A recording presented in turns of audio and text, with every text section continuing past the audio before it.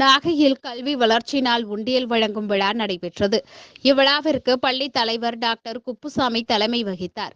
சிறப்பு விருந்தினர்களாக மாவட்ட முதன்மை கல்வி அலுவலர் மற்றும் பள்ளி துணை ஆய்வாளர், மாவட்ட தொடக்க கல்வி அலுவலர் மற்றும் வட்டார கல்வி அலுவலர் சிவக்குமார் கலந்து கொண்டனர். விழாவிற்கு முக்கிய நிகழ்வாக அனைத்து மாணவர்களுக்கும் மல்லிகா தேசிய தொடக்கப்பள்ளி நாகூர் தலைமை ஆசிரியர் அனைத்து மாணவர்களுக்கும் உண்டியல் வழங்கப்பட்டது. நிகழ்வின் போது அனைத்து மாணவர்களுக்கும் சான்றிதழ் மற்றும் மெடல் வழங்கப்பட்டது.